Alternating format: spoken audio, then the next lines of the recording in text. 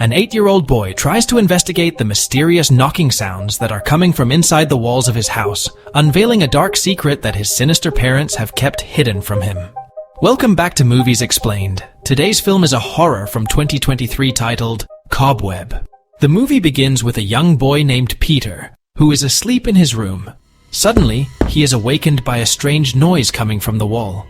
At first, he thinks it's not a big deal and tries to ignore it, but the noise gets louder, and Peter wakes up again, feeling scared.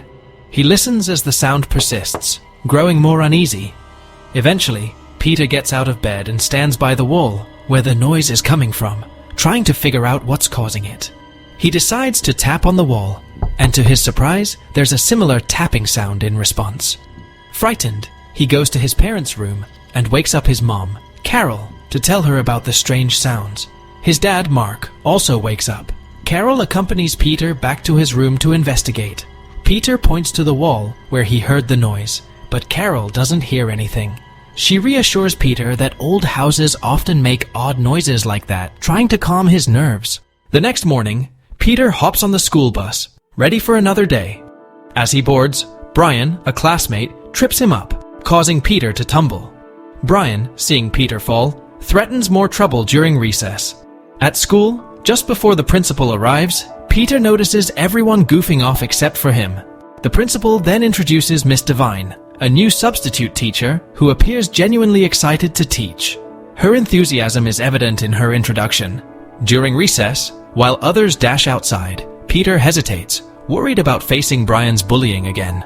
Miss Devine notices Peter lingering in the classroom and looks concerned. She asks why he's not joining the others, but Peter admits he doesn't enjoy recess. Understanding, Miss Devine invites Peter to stay and help decorate for Halloween, which is just a week away. She chats with Peter, asking about his Halloween plans. Peter, unsure, admits he hasn't decided yet. Miss Devine reassures him, saying there's plenty of time. As they chat, Peter jumps at seeing a spider on his desk.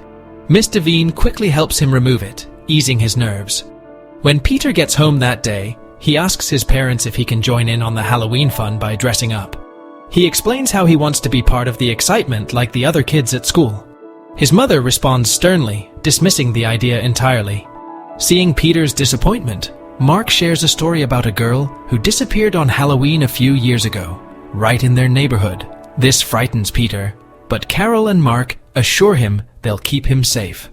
Later that night, while Peter is sleeping, he hears a voice calling his name from the wall, sending shivers down his spine. Terrified, he calls out to Mark. Mark enters, but he is skeptical of Peter's story, attributing it to an overactive imagination. To ease Peter's fears, Mark checks near the wall for any signs of activity. Finding nothing, Mark speculates that it might be rats and declares his readiness to deal with them. Together, they go to the storeroom, where Mark shows Peter the rat poison he intends to use. Peter picks up the poison, noticing its scent of cinnamon. Mark uses it as a lesson, explaining that things aren't always as pleasant as they seem. He begins to lay down the poison, explaining that it will kill the rats. Peter feels saddened by this revelation. Mark explains the dangers of having rats in the house, mentioning diseases and disturbances that can affect their family's well-being. Though Peter remains upset, Mark emphasizes the necessity of making tough choices to keep their family safe. The next day, Miss Devine reads a spooky story to the class while the kids work on Halloween drawings. As she walks around, she notices Peter drawing something unsettling, a figure trapped in a room calling for help. Concerned, she visits Peter's home later that day. Carol answers the door, and after introductions, Miss Devine asks about Peter's well-being. Carol reassures her that Peter is fine. Miss Devine shows Carol the drawing, but Carol brushes it off as Peter's vivid imagination, prone to wild ideas. After Miss Devine leaves, Carol confronts Peter about the drawing, interpreting it as a cry for help to a stranger. Peter insists it's just a scary picture, nothing more. Before leaving, Carol warns Peter that his imagination might cause trouble someday. That night, Peter hears the voice from the wall again. It's a young girl's voice, seeking friendship. Peter assumes he's imagining it, but the girl insists she's real. She offers to leave him alone if he doesn't want a friend. Feeling guilty, Peter agrees to be her friend, realizing he might have been too harsh. Brian tries to make amends by giving Peter a poorly painted pumpkin as an apology. However, the gesture backfires as the class finds it laughable. This triggers memories for Peter of the voice from the wall, urging him to take action against Brian, who he believes won't stop unless confronted. After class, Peter follows Brian and shoves him down the stairs, causing Brian to break his leg. Carol is called to the school by the principal to discuss Peter's actions. Despite arguing that Peter likely didn't intend to harm Brian, it's not enough to prevent Peter from being expelled. At home, Mark is furious with Peter. He stresses that their family doesn't resort to violence to solve problems. Peter tries to defend himself, insisting he didn't intend to harm Brian. However, Carol brings up the drawing that prompted Miss Devine's visit, which adds fuel to Mark's anger. He decides Peter is grounded, but then specifies that Peter must stay in the basement as punishment. As Carol directs Peter to his room, Mark intervenes, insisting that Peter go to the basement instead. Confused about where the basement is, Peter watches as Carol moves the fridge aside, revealing a door. She opens it, and Peter is led downstairs and instructed to sit on the floor. Mark instructs Peter to use this time alone to reflect on his actions. After Mark returns upstairs and locks the door, Peter calls out to the voice from the wall but receives no response, which leads him to start crying. Later, Miss Devine is approached by the school principal, who has been informed about her visit to Peter's house. Miss Devine explains that she went because she thought Peter needed assistance. The principal warns her against becoming too involved in students' personal lives, as it can become problematic. Miss Devine expresses her suspicion about Carol, sensing something strange. The principal speculates that Carol's behavior might stem from the fact that a child went missing in their neighborhood on Halloween a while back. The next day, while grading her students' math tests, Miss Devine notices Peter's paper and decides to write her phone number at the top. Even though Peter is expelled and no longer her student, Miss Devine pays another visit to his house. This time, she explains to Carol that she's there to deliver Peter's test paper. Carol appreciates the gesture, but as Miss Devine starts inquiring about Peter's well-being, Mark arrives. He invites Miss Devine inside, holding a hammer in hand. Despite the unusual sight, Miss Devine accepts the invitation. While Mark offers her water, Miss Devine notices that Mark is bleeding. Mark assures Miss Devine that his injury isn't serious and probably occurred during some house remodeling.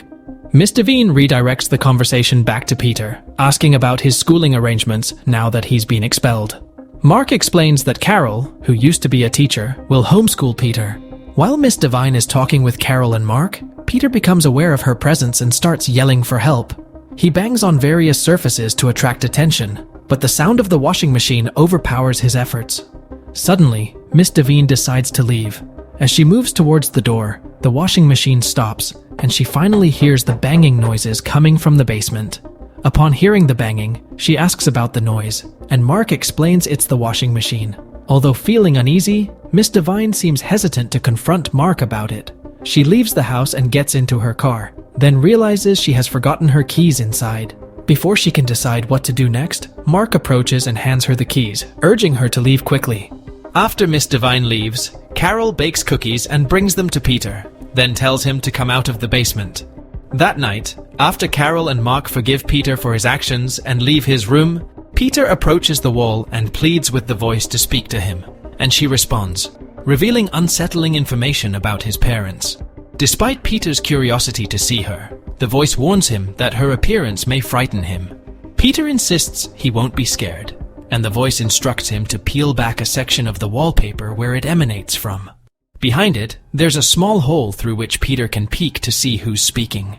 The person behind the wall hesitates and then reveals one eye. Peter is startled by the strange sight. As he steps back and questions her identity, the girl claims to be his sister. She explains that their parents locked her there and warns Peter that they're evil, intending to lock him up as well. Despite Peter's fear, his sister insists it's necessary for him to feel scared to find the courage to free her. She reveals she's been waiting for him to grow older so he can move the living room clock, which blocks the door to her confinement.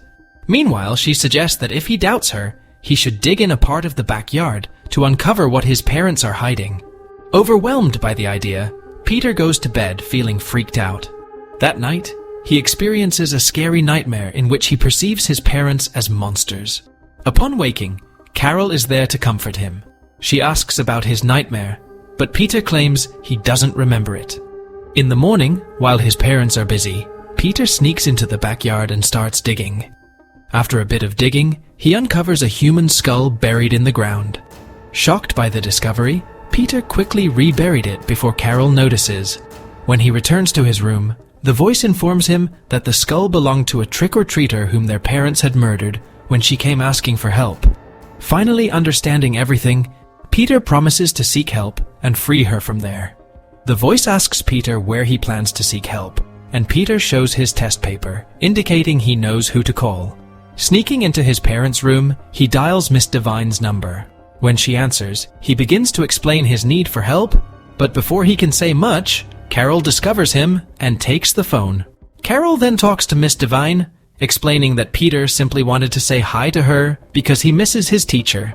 She adds that Peter's shyness prevented him from continuing the call. Miss Devine doesn't buy the explanation, sensing that something isn't right.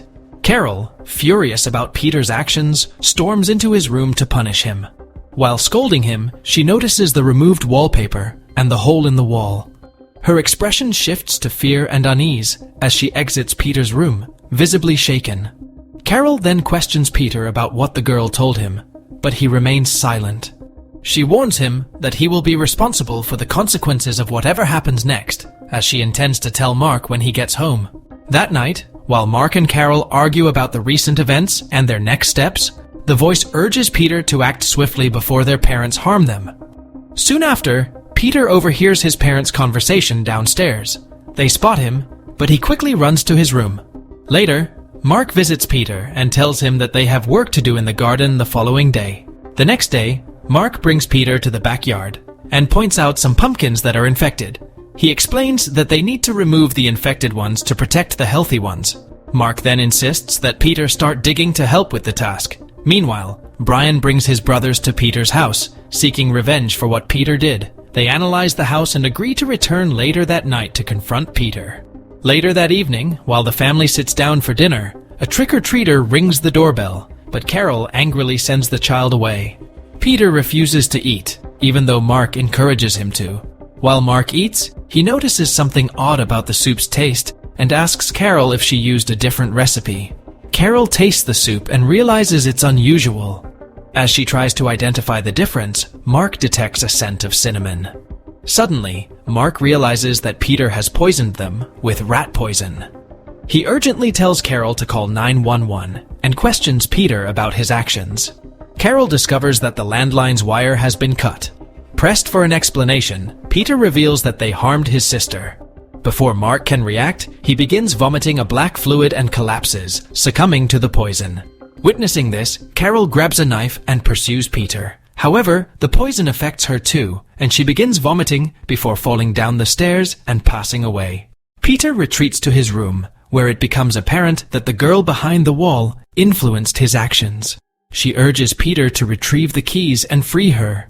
Peter complies, unlocking the door to his sister's confinement. However, the girl's voice changes, and she starts laughing strangely, causing Peter to flee and hide in his room. Coincidentally, Brian and his brothers arrive at the house. Peter's sister hears the doorbell, but waits until she clears up the bodies of Carol and Mark. She then lets Brian and his brothers inside. Suddenly, she transforms into a monster with long hair and kills them one by one. Meanwhile, Miss Devine is still troubled by Peter's call, so she decides to visit the house to check on him. Back at the house, Peter's sister is now alone with him. From his hiding spot, Peter overhears her recounting how she was born a monster and has been despised by their parents since birth. She admits to being responsible for the disappearance and death of the young girl from the neighborhood, explaining that she has spent her time in captivity preparing for the moment when he would set her free. Soon after, she finds Peter and confines him in her cage. Meanwhile, Miss Devine arrives at the house and enters when nobody responds to her knocks. As she explores the house, Peter hears Miss Devine calling his name. He urgently tells her to leave when she reaches the basement. Unaware of the dead bodies scattered around the house, Miss Devine refuses to abandon him. Suddenly, Peter's sister approaches the room, prompting Miss Devine to lock the door upon hearing the noise. Peter informs Miss Devine that the monster is his sister. As the creature advances toward the basement, Miss Divine breaks through the wall to rescue Peter.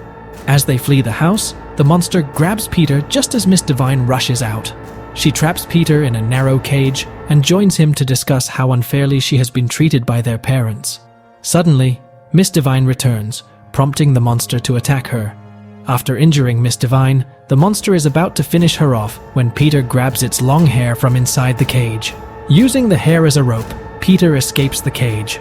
With the monster weakened and in pain, Miss Divine begins to fight back. Unable to defeat the monster, Miss Divine and Peter shove it into the cage and lock it inside. As they prepare to leave the house, the monster begins to lower her tone back to a girl's voice and begs Peter not to leave. She claims that Peter is just like her, implying he's also responsible for their parents' deaths. However, Peter vehemently denies any resemblance, responding in anger. The movie ends with the monster vowing that the cage won't hold her forever, and threatens that she will always be with Peter, haunting him wherever he goes. Thanks for watching. Like and subscribe for more videos.